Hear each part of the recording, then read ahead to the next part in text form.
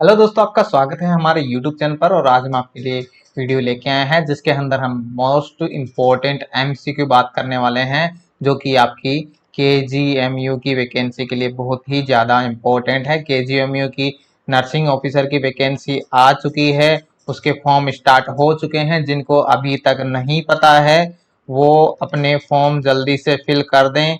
और फॉर्म कैसे फिल करना है उसका पूरा प्रोसीजर का वीडियो मैंने बना दिया है। Step by step complete process है, जहां से देख के आप अपना फॉर्म भर सकते हो। तो ये आपके लिए जो कि है इम्पोर्टेंट वीडियो रहने वाला है, क्योंकि यहाँ जो है KGMU की वैकेंसी से रिलेटेड जो भी इम्पोर्टेंट क्वेश्चन है वो यहाँ पर डिस्कस करने वाले हैं। तो ये आपको जरूर देखना है वीडियो, जो कि आपका इम्पोर्टेंट रहने वाला है KGMU की वैकेंसी के लिए। तो आइए शुरू करते हैं। पहला हमारा क्वेश्चन है, the minimum duration of contact for providing kangaroo mother care should be at least.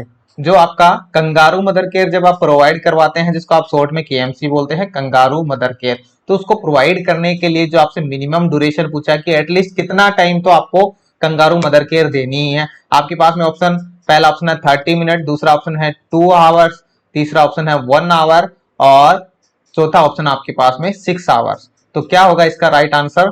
फटाफट आपको कमेंट करते हुए चलना है। और हाँ, लास्ट में आपको स्कोर जरूर बताना है कि आपने हमारे जितने क्वेश्चन अटेम्प्ट किए उसमें से कितने राइट किए हैं।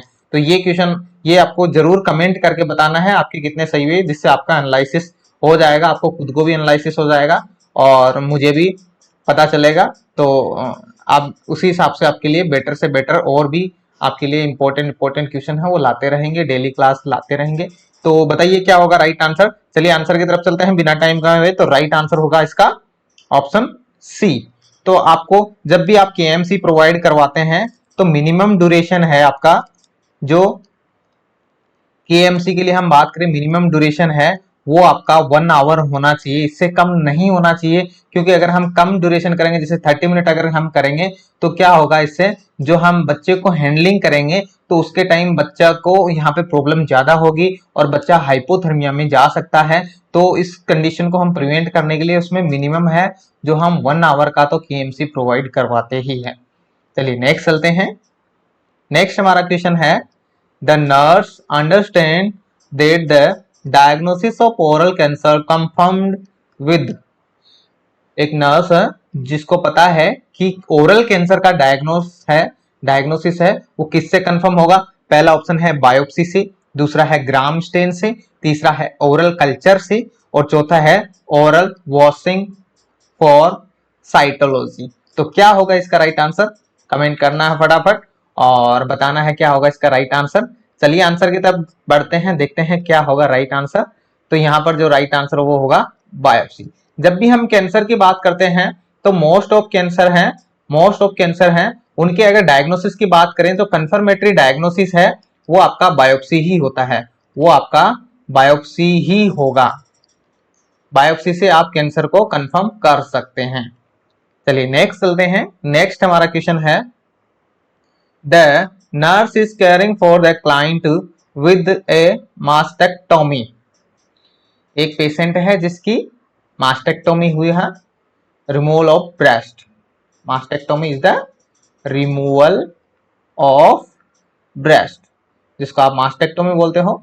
विच action should be Contra indicated. कौन सा एक्शन है जो यहाँ पर कॉन्ट्रा इंडिकेटेड रहेगा? चार ऑप्शन है आपके पास में। पहला ऑप्शन आपका taking the BP in the side of mastectomy, दूसरा है elevating the arm on the side of the mastectomy, तीसरा है positioning the client on the unaffected side, चौथा है performing a dextrostix on the unaffected side. तो क्या आएगा इसका राइट आंसर? चलिए आंसर की तरफ बढ़ते हैं। तो राइट आंसर क्या होगा देखते हैं। क्वेश्चन एक बार फिर से देख लीजिए। एक पेशेंट है मास्टेक्टोमी का, तो उसमें क्या कॉन्ट्रा इंडिकेटेड रहेगा? पहला ऑप्शन है taking BP on the mastectomy side and elevating the arm on the side of mastectomy, and third is positioning the client on the unaffected side और चौथा है performing dextrosticks on the unaffected side। तो चलिए answer की तरफ बढ़ते हैं, क्या होगा राइट आंसर। तो यहाँ पर जो राइट आंसर है वो होगा taking the BP on the side of mastectomy, यानी जिस साइड में मास्टेक्टोमी हुई है, लेफ्ट ब्रेस्ट रिमूवल है या फिर राइट ब्रेस्ट रिमूवल है, तो उस साइड की हमें बीपी नहीं लेनी है। चलिए नेक्स्ट चलते हैं।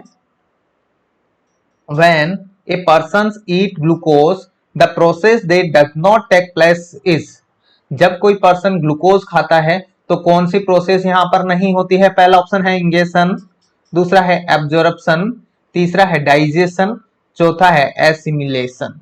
तो क्या होगा यहाँ पर राइट आंसर?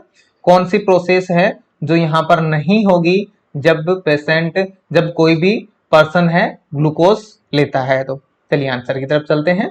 तो राइट आंसर लेते हैं, राइट आंसर है वो है आपका डाइजेशन।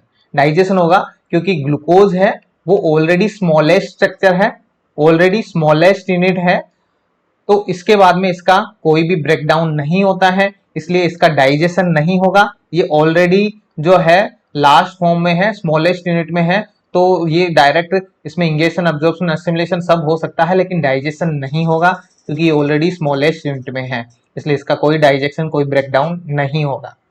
चलिए नेक्स्ट चलते हैं। Which of the following is the best indicator of the diagnosis of HIV? कौन सा बेस्ट इंडिकेटर रहेगा for the diagnosis of HIV? पहला ऑप्शन आपके पास में व्हाइट ब्लड सेल काउंट, दूसरा है एलाइजा, तीसरा है वेस्टर्न ब्लॉट, चौथा है कंप्लीट ब्लड काउंट। क्वेश्चन देख लीजिए, क्वेश्चन है आपसे पूछा है जो HIV के लिए बेस्ट डायग्नोसिस का कौन सा इंडिकेटर रहेगा, कौन सा डायग्नोसिस बेस्ट रहेगा HIV को डायग्नोस करने के लिए? पहला ऑप्शन है WBC काउंट, दूसरा है एलाइजा, तीसरा है वेस्टर्न ब्लॉट, चौथा है कंप्लीट ब्लड काउंट। तो क्या आएगा राइट आंसर? चलिए आंसर की तरफ चलते हैं। तो राइट आंसर यहाँ पर होगा option C, western blot test. जो आपका एलाइजा होता है वो यहाँ पर HIV का जो है डायग्नोसिस टेस्ट नहीं होता, ये आपका स्क्रीनिंग टेस्ट होता है, ये आपका स्क्रीनिंग टेस्ट होता है। और कंफर्मेटरी टेस्ट की बात करें तो आपका वेस्टर्न ब्लॉट टेस्ट होता है। अगर ये आपका अडल्ट में होता है, अगर कोई आपसे पीड्स में पूछे, बच्चों में पूछे, चिल्ड्रन में पूछे, तो आपका होता है PCR या फिर बोल सकते हैं P24 एंटीजन, P24 एंटीजन। चलिए नेक्स्ट चलते हैं। Increase in the number of cell are called, जब सेल के नंबर में इंक्रीमेंट होता है तो उसको आप क्या बोलोगे? पहला ऑप्शन है हाइपरप्लेजिया, दूसरा है हाइपोप्लेजिया, तीसरा है मेटाप्लेजिया, चौथा है हाइपरट्रोफी। तो क्या आएगा right answer? What will be the right answer? चलिए आंसर की तरफ चलते हैं, देखते हैं क्या होगा राइट आंसर। तो यहाँ पर राइट आंसर होगा हाइपरप्लेजिया। हाइपरप्लेजिया यहाँ पर राइट आंसर होगा, और जो कि हाइपोप्लेजिया यानी आपके नंबर में कमी हो गई है, और हाइपरट्रोफी यानी आपकी जो सेल है ये आपकी नॉर्मल सेल है, तो इसमें अगर आपकी सेल की साइज में इंक्रीमेंट हो जाए तो उसको आप बोलोगे हाइपरट्रोफी। यहाँ पर सेल के नंबर थे, मान लीजिए ये सेल थे, अब यहाँ पर नंबर है वो बढ़ गए तो इसको बोलोगे आप हाइपरप्लेजिया, और यहाँ पर नंबर जब कम हो जाए तो उसको आप बोलोगे हाइपोप्लेजिया। मेटाप्लेजिया यानी जो सेल थी वो कुछ और थी, लेकिन अब वो कुछ और कन्वर्ट हो गई, नई सेल, अलग तरीके की सेल बन गई, उसको आप बोल सकते हो मेटाप्लेजिया। चलिए नेक्स्ट चलते हैं। The client has an order of FeSO4 liquid, which method administration would be best? एक पेशेंट है जिसको FeSO4 liquid, ferrous sulphate liquid provide करवाया गया है, विच मेथड यानी सिरप प्रोवाइड करवाई गई है, हम बोल सकते हैं सिरप प्रोवाइड करी गई है।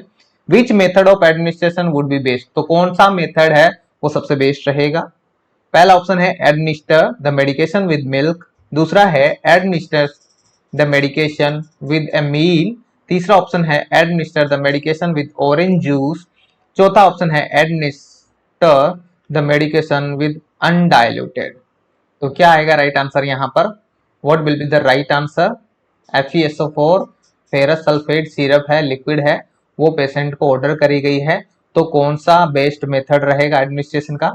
एडमिनिस्ट्रेशन पहला ऑप्शन है एडमिनिस्टर विद मिल्क, दूसरा ऑप्शन एडमिनिस्टर विद मील, तीसरा option administer with orange juice, चौथा ऑप्शन एडमिनिस्टर विद अनडाइल्यूटेड। तो क्या आएगा यहाँ पर राइट आंसर? चलिए आंसर की तरफ बढ़ते हैं। तो राइट आंसर यहाँ पर होगा option C, administer the medication with orange juice. तो आपको ऑरेंज जूस के साथ में, यानी ये जो FeSO4 हम बात करते हैं आयरन की, तो आयरन को हम जब भी देते हैं तो उसको मिल्क और खाने के साथ कभी नहीं देंगे। अगर मिल्क के साथ देंगे तो उसका एब्जॉर्प्शन है वो डिक्रीज हो जाएगा। और अगर हम उसको ऑरेंज जूस यानी विटामिन सी के साथ में अगर हम देते हैं तो इसका एब्जॉर्प्शन है वो बढ़ जाएगा, इंक्रीज हो जाएगा। तो ये आपको ध्यान रखना है। चलिए नेक्स्ट चलते हैं। Vitamin K is administered to the newborn shortly after birth for which of the following reason? Administer जो आपकी विटामिन के है वो बच्चों में एडमिनिस्टर की जाती है, न्यूबॉर्न में एडमिनिस्टर की जाती है जैसे ही पैदा होता है उसके तुरंत बाद। तो उसका क्या रीजन है? पहला ऑप्शन है टू स्टॉप हेमरेज, दूसरा टू ट्रीट इन्फेक्शन, तीसरा टू रिप्लेस इलेक्ट्रोलाइट और चौथा है टू फैसिलिटेट क्लोटिंग। तो क्या आएगा यहाँ पर राइट आंसर? चलिए आंसर की तरफ चलते हैं, देखते हैं क्या होगा राइट आंसर। तो right answer is option D, to facilitate clotting factor. यानी जो क्लोटिंग फैक्टर है जिसमें विटामिन के की जरूरत पड़ती है तो वहां पर ये उनकी पूर्ति करता है, क्योंकि न्यूबॉर्न के अंदर जो है विटामिन के का सिंथेसिस नहीं होता है ड्यू टू आपकी जो है इंटेस्टाइन है वो स्ट्राइल होती है। कुछ भी अब बच्चे की इंटेस्टाइन में कोई बैक्टीरिया वगैरह कुछ नहीं होते, गट बैक्टीरिया नहीं होते हैं, विटामिन के का सिंथेसिस होगा नहीं।